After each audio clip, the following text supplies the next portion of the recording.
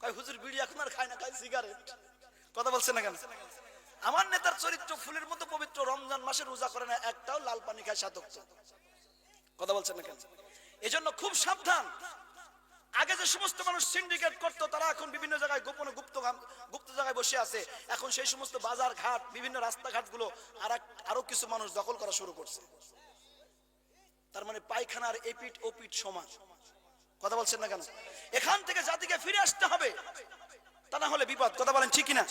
সমানতাজি, এখান থেকে যদি আমরা ফিরতে না পারি, এই বাংলাদেশে যদি আমরা এখন ইসলামী দলগুলো, আলেম উলামাগুলো এক এবং ঐক্যর তলে, দাঁড়িয়ালা টুপিলার এক এবং ঐক্যর তলে এসে যদি আমরা সামনে অগ্রসর হতে না পারি, তাহলে 50 বছর, ওখানে 100 বছরও বাংলাদেশ আর কখনো কোরআনের রাষ্ট্র কায়েম করতে পারবে না। কথা বলছেন না কেন? কথা বল। এই জন্য মক্ষম সময় এবং মক্ষম সুযোগ এটাই কাজে লাগাতে না পারলে প্রত্যেকটি জায়গায় এই বিষয়গুলো আমাদের খেয়াল রাখা দরকার। কথা বলেন ঠিক না বেটি ম্যাডাম? আল্লাহ তাআলা আমাদের তৌফিক আর হিকমা দান করুন, বলছি আমিন। আরো জোরে বলেন আমিন। সম্মানিত হাজিরিন, সম্মানিত উপস্থিতি, এজন্য 1 নাম্বার কাজ হলো, আলহামদুলিল্লাহ একটু সরে সরে বসেন ভাই, আসলে একটা দিনের জন্য তো, আসলে আগামীকালকে মঞ্চ থাকবে না, মাইকও থাকবে না, লাইটিং ডেকোরেশন কিছুই থাকবে না। আসলে কর্তৃপক্ষ চেষ্টা করেছেন, আজকে একটু কুয়াশা মনে হচ্ছে বেশি পড়ছে, তো একটু আমরা সজাগ দৃষ্টি রাখি, একটু উঁচা করে দিলে হয়তো ভালো হতো। তো যাক, যেটা হয়েছে আমার গায়ে পড়ছে মাঝে মধ্যে, মানে বক্তা শ্রোতা একই রকম, আলহামদুলিল্লাহ বলেন। তবে আমি বেশিক্ষণ সময় নেব না ইনশাল্লাহ, যেহেতু আমরা কষ্টের ভিতরে আছি, অল্প সময় দোয়া করবো। রাজি আছেন ইনশাল্লাহ?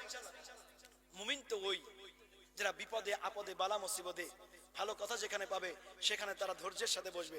20 মিনিট সময় মানে আমার গায়ে পানি পড়ে ভিজে গেল, আমরা বসতে পারবো না ইনশাল্লাহ? পারবো না ইনশাল্লাহ? লিল্লাহে তাকবীর, লিল্লাহে তাকবীর। আল কোরআনের আলম, কোরআন হাদিস যেখানে, গান বাজনা যেখানে, সুদ ঘুষখোর যেখানে, বিড়িখোর, এরপরও যদি বিড়িতে টান মারছেন, ফেরেশতারা ভিডিও করেছে, আপনারা রেকর্ডিং করেছে। কথা বলেন ঠিক কিনা? বিড়ি আর খাবো না ইনশাআল্লাহ। আলহামদুলিল্লাহ। কয় হুজুর বিড়ির কথা বলছে, সিগারেটের কথা তো বলে নাই। সমাজ দাজিনী, বিড়ি হোক, সিগারেট হোক, গাঁজা, ফেন্সিডিল, ইয়াবা, আবা, বাবা, থাবা, সমাজ দাজিনী ইজমা এবং কিয়াস করে দেখা গেছে যে এগুলো সব হারাম। এগুলো সব কি? হারাম। এগুলো আমরা নেশার বস্তু খাবো ইনশাআল্লাহ। তৌফিক দান করুন, বলছি আমিন। আরো জোরে বলেন আমিন।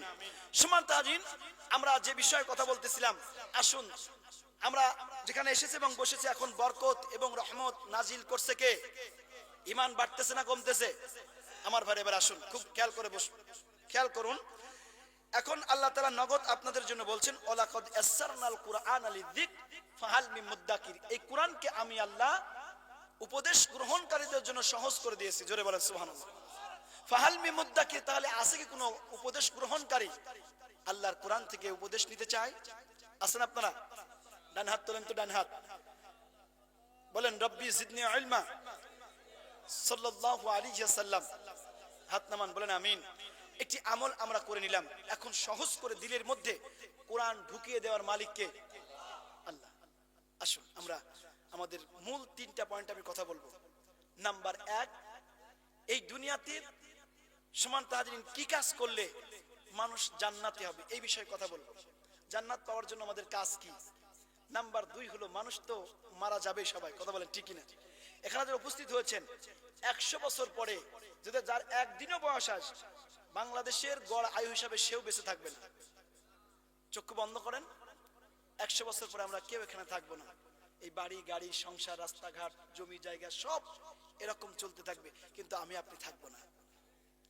এই জন্য মানুষ মারা যাওয়ার পরে তার 3টা কাজ থেকে যায়। কয়টা? 3টা। 1 নম্বরে কি কাজ করলে জান্নাত পাওয়া যাবে? আর মানুষ মারা গেলে তার সব আমল বন্ধ থাকে, কিন্তু আমল জারি থাকে কয়টা? ওই 3টা আমল কি? সমান জারি থেকে যাবে। ওই 3টা সমান কথা বলবো।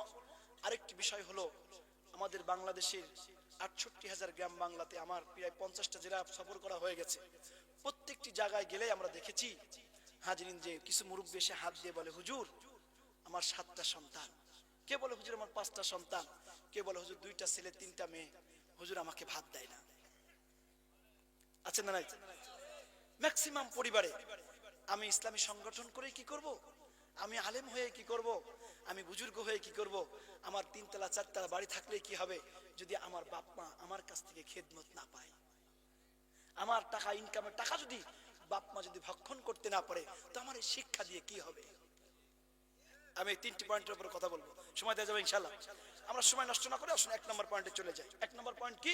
আল্লাহ বলছেন বিসমিল্লাহির রহমানির রহিম, আল্লাযীনা ইনফিকুনা ফিস সাররাই ওয়াদ দাররাই ওয়াল কাযিমিনাল গায়যা ওয়াল আফিনা আনিন নাস আল্লাহু ইউহিব্বুল মুহসিনিন।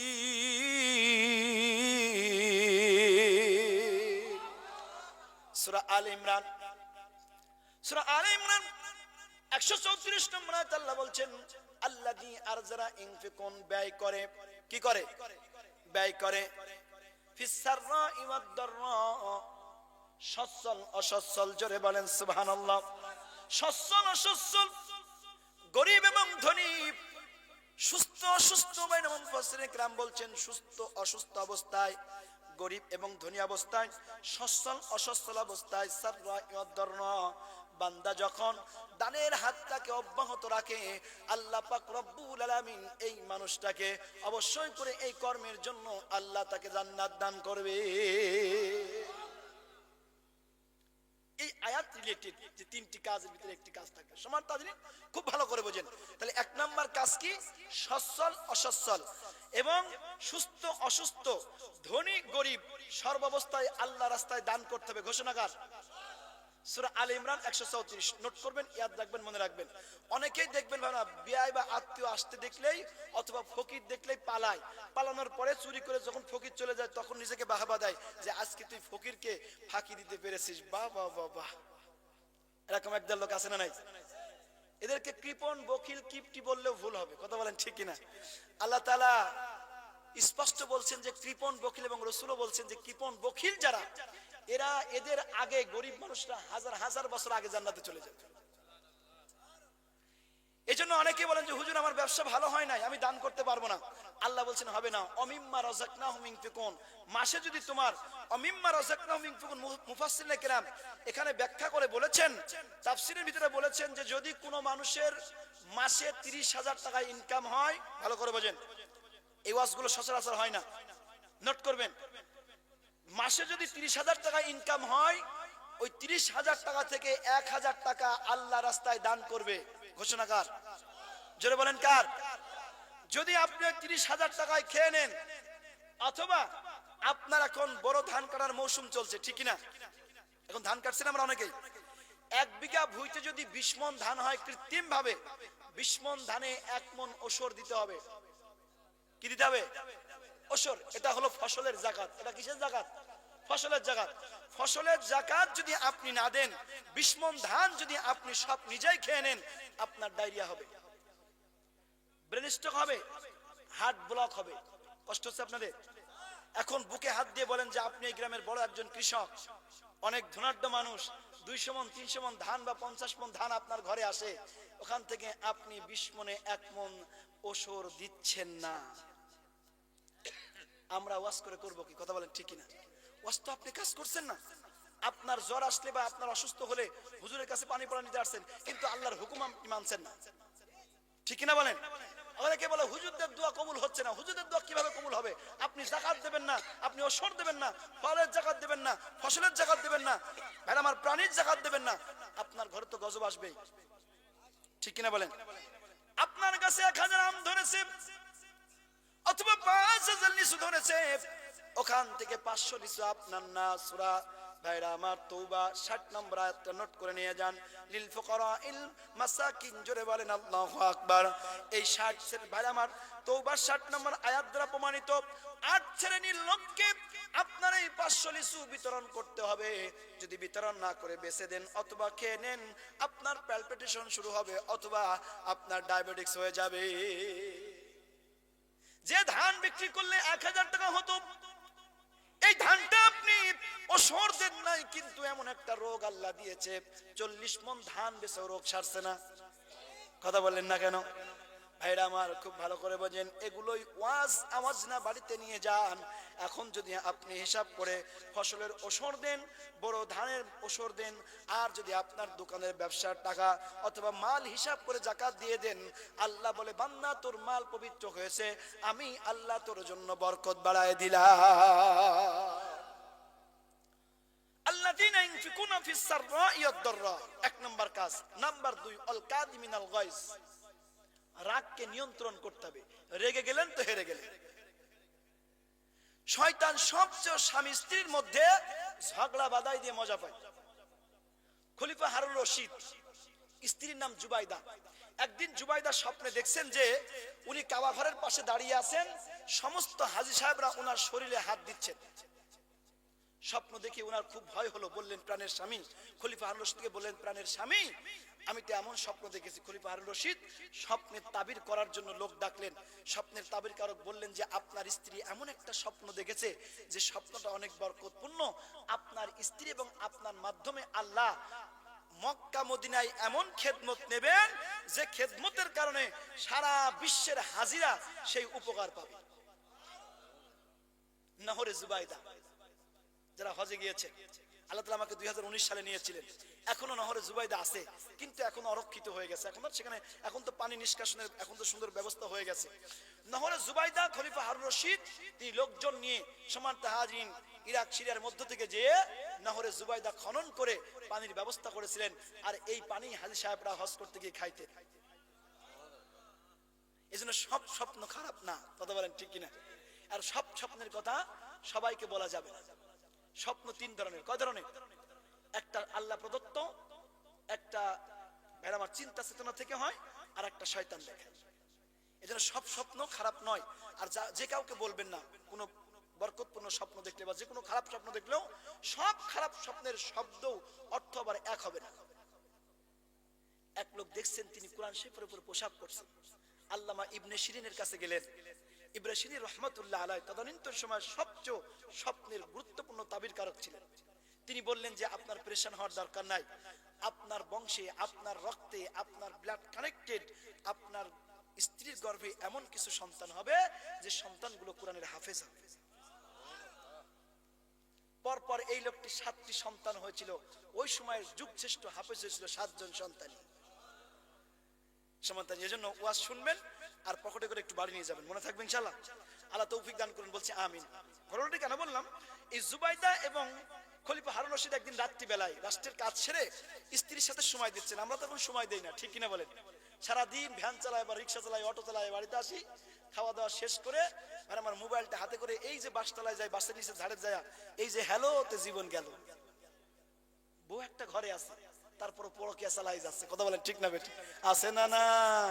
আরে যুবক তরুণ একটু ডিসপিটিস করতেই পারে। তো যারা বিয়ে হয়েছে ঘরে বউ আছে, ও কোন বিবেকে বাইরে যায়, কথা বলেন ঠিক কিনা? হরা পড়া, কথা বলছেন না কেন? মরণ হয় না তোদের, কথা বলছেন না কেন? বউ রাখি যারা পরকিয়া করে এদের মতো থার্ড ক্লাস লোক আর সমাজে কেউ থাকতে পারে না, কথা বলেন ঠিক কিনা? টানা হোক খোলা হোক, তোর ঘরে একটা আছেই বাবা। খুব ভালো করে বোঝেন, স্ত্রী এমন একটি বরকতপূর্ণ জিনিস, এমন বরকতপূর্ণ জিনিস, আপনি অসুস্থ হলে সবাই ছুটে যায়, কিন্তু স্ত্রী আপনার মাথায় পানি দিয়ে দেয়, সুবাসুস্থতা করে। এবার স্ত্রী অসুস্থ হলে এখন অনেক স্বামীরা বলে ভান করি পড়িয়াস রান্না করার ভয়তে। এরকম খাস্টমার স্বামী অনেকের আছে না নাই? আছে না নাই? হুন্না লিবাসুল্লাকুম ওয়া আনতুম লিবাসুল্লাহুন্না। মা বোনরা খুব ভালো করে বোঝেন, শুধু পুরুষদের ওয়াজ করলে হবে না, কথা বলেন ঠিক কিনা? হুন্না লিবাসুল্লাকুম ওয়া আনতুম লিবাসুল্লাহুন্না। আল্লাহ বলছেন যে স্ত্রীর প্রতি স্বামীর যতটুকু অধিকার, স্ত্রীরও ঠিক স্বামীর প্রতি ততটুকু অধিকার। অনেকে যারা বলেন না বোধহয় বউর সাথে ভালো ব্যবহার করেন না, কথা বলেন ঠিক কিনা? সমান অধিকার। আপনি স্ত্রীকে আমার ভালোবাসবেন, আবার সমান অধিকার বলবেন লাঙ্গল বই পাঠাবেন না মাঠে। ভালো করে বোঝেন, স্ত্রীকে ভালোবাসবেন। আপনার যেমন জ্বরের সময় সেবা সুস্থতা করে, স্ত্রীর জ্বর আসলে তার খেদমত করবেন। এতে কি আমার আপনার আর স্ত্রীর মধ্যে বরকত বেড়ে যাবে, ঘরটা জান্নাত হয়ে যাবে। সুবহানাল্লাহ। কেন বললাম যে আমাদের অল্প সময়ের ভিতরে আমাদের স্বামী স্ত্রীর ভিতরে শয়তান ঝগড়া বাধাই দিতে সবচেয়ে সহজে কাজ করে সুযোগ পায়, কথা বলেন ঠিক কিনা? তো খলিফা হারুন রশিদ এবং জুবাইদা গল্প করছেন। জুবাইদা খুশির ঠেলায়, স্বামীর গল্প শুনে খুশির ঠেলায় বলছে তুমি জাহান্নামে। খুশির কারণে বলে বলছে জাহান্নামে। খলিফা হারুন রশিদ কয় যে আমি যদি জাহান্নামী হই তুই তালাক। প্যাস লাগছে কিনা? এমন প্যাস লাগছে। তালাক মানে কি? ইসলামের সবচেয়ে নিকৃষ্ট জায়েজ কাজ দুইটা, একটা ভিক্ষা করা আর একটা কি তারা বউ তালাক দেওয়া। তালাক বলে ফেলেছে। এখন আর স্ত্রীর কাছে ঘুমাতে পারে না, চোখগুলো লাল, চুলগুলো উস্কো খুস্কো, চেহারাটা মলিন। ফজরে নামাজ পড়ে বলে, ইমাম সাহেব আমার বড় বিপদ। কি বিপদ? কি বিপদ? বলে আজকে রাতে আমার স্ত্রীর সাথে খোঁজ গল্প করতে গিয়ে, গল্প তো দূরের কথা, হাসতে গিয়ে আমার স্ত্রী আমারে বলছে তুমি জাহান্নামী। আমি কই আমি যদি জাহান্নামী হই, এত সুন্দর সুন্দর গল্প ধরে শোনায়, আমি যদি জাহান্নামী হই তুই তালাক। ইমাম সাহেব কয় যা পড়াশোনা করছি আমার দ্বারা ফতোয়া দেওয়া সম্ভব না, গেট আউট। আমি পারবো না। কি হবে না? আমি পারবো না। খলিফার মাথা খারাপ। খুব গোপনে এলাকার বড় বড় মুফতি, মুহাদ্দিস, শাইখুল হাদিস আল্লাহওয়ালাদের ডাকলেন, বললেন ফতোয়ার সমাধান দাও। কেউ সমাধান দিতে পারে না। আমার ভাইরা এবার তিনি গোপনে বিভিন্ন জায়গায় খবর পড়ালেন, বড় বড় মুহাদ্দিস এবং বড় বড় মুফতিদেরকে খবর দাও। অনেকগুলো বড় বড় মুফতি, মুহাদ্দিস, শাইখুল হাদিস আসলেন। ভাই আমার এরকম কনফারেন্স চলতেছে, সকাল থেকে শুরু করে দুপুর গোড়ায় যায়, কেউ সমাধান দিতে পারে না, ফতোয়া দিতে পারে না। ওই ভাই আমার মজলিসের ভিতর থেকে একজন 12 বছরের বালক পিছন থেকে হাত তুলে বলে, হুজুর ও খলিফা, এতগুলো মানুষ আছে, সবাই যদি আমাকে অনুমতি দেয় আমি আপনার এই ফতোয়ার সমাধান দিতে চাই। কত হাতি ঘোড়া গেল কল, পিঁপড়ি বলে কত জল। মুফতি সাহেবরা কয় তুমি আবার কি গো? আমরা বড় বড় মুফতি মুহাদ্দিস জবাব দিতে পারি না, তুমি কিভাবে জবাব দিবা? ভাইরা আমার ছোট্ট বালক বলল, আমার এখানে উস্তাদ আছে, আমি তার খেদমতে থাকি, আমি তার সোহবতে আছি, আমার হুজুর যদি অনুমতি দেয় আমি এই ফতোয়ার সমাধান দিতে রাজি আছি। জোরে বলেন আল্লাহু আকবার। ভাইরা আমার, বাপজিরা আমার, ও আমার ভাইজান বাপজানেরা, সৌলতার মা বোনেরা খুব খেয়াল করুন। ছোট্ট বালকটা বলল জবাব দেওয়ার জন্য। খলিফা বলে তোমাকে আমার চাই। বালক বলে শুধু চাইলেই হবে না, গোপন ঘরের ভিতরে চলো যাই। দুজন গোপন ঘরের ভিতরে, কেউ নাই, কেউ নাই। বলল কি বলতে চাও? ছোট্ট বালক বলল খলিফা বলো, তোমার জীবনে এমন কোন কাজ আছে কি তুমি কবিরা গুনাহ করার সুযোগ পেয়েছো কিন্তু আল্লাহর ভয়তে কবিরা গুনাহটা ছেড়ে দিয়ে ফিরে এসেছো? আমার কাছে একটা দলিল দাও।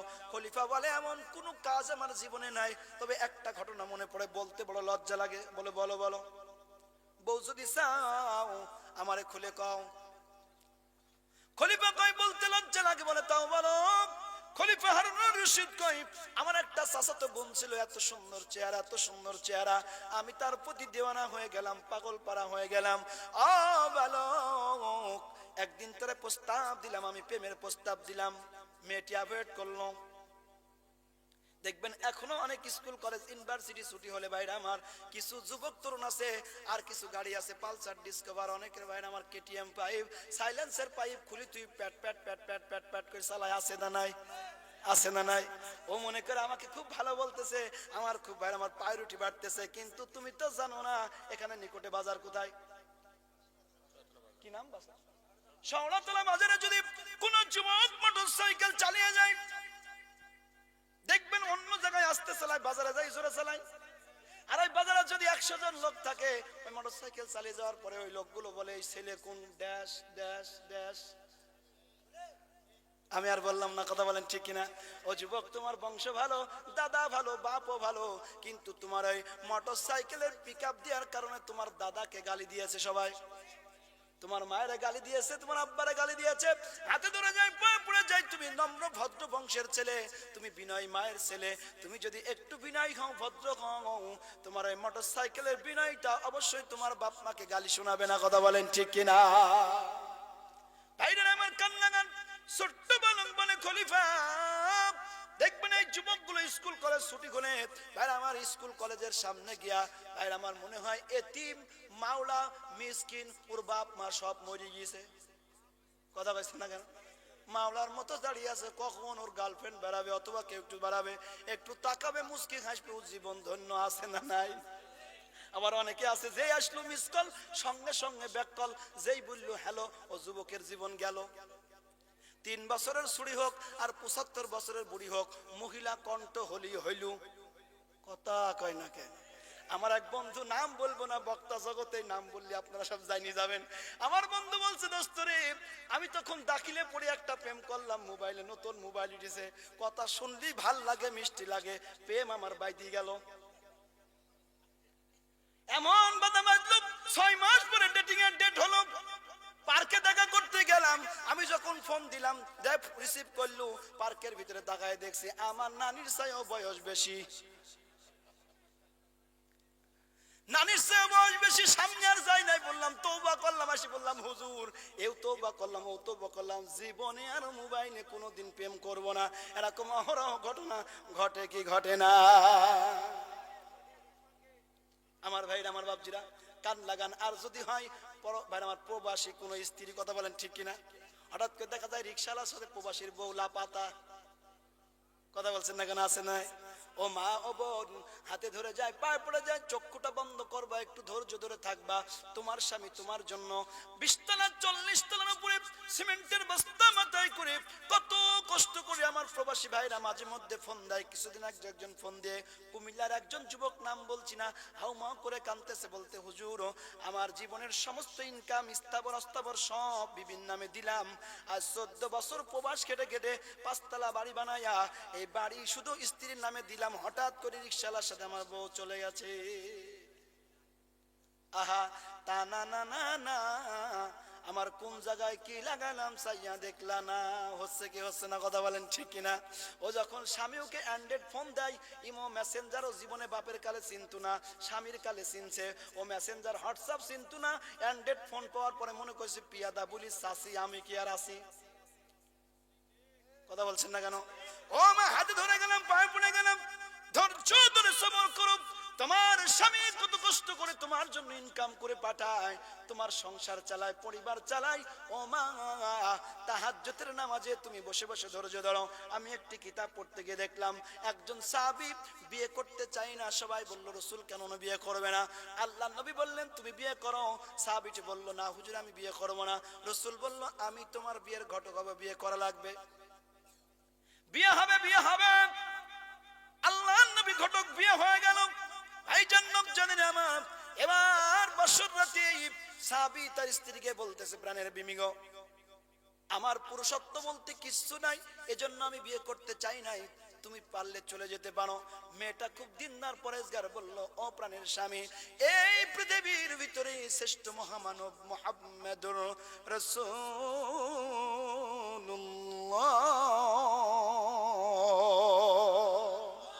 সাল্লাল্লাহু আলাইহি ওয়াসাল্লাম আমার বিয়ের ঘটক। আমি যদি এই দুনিয়ায় কষ্ট করে থাকতে পারি, হাসরাতের মাঠে গিয়ে বলবো, এই ক্ষণস্থায়ী দুনিয়া যদি ছাড়তে পারি, আমি আমার হাসরাতের মাঠে নবীকে বলবো, নবীজি গো, বিবাহ করার পরে জীবনটা সব কিছু ধৈর্য ধারণ করে স্বামীর সাথে, খোঁজা স্বামীর সাথে, পুরুষত্বহীন স্বামীর সাথে জীবন কাটায় দিলাম নবীজি, আমি চাই আপনার শাফায়াত। আমার ভাইরা, লম্বা ঘটনা, মেয়েটি তার স্বামীর আগে হঠাৎ করে মারা গেল। ভাইরা আমার, মাঝে মধ্যে তার শাড়ি ব্লাউজ আর আমার মহিলা পোশাক গুলা তিনি রাস্তায় নাড়ি দিয়ে রাখতেন, হাদিসের ভিতরে আসতেছে। সাহাবারা বলতো, কেন তোমার স্ত্রী এই কাজ করে? রাসূলকে বিচার দিত, রাসূল নিষেধ করলেও আমার ভাইরা মহিলা নারী দিত। বলতো কেন? কেউ যেন বুঝতে না পারে আমার স্বামীর পুরুষত্ব নাই। জোরে বলেন আল্লাহু আকবার। কি দিনদার মহিলা!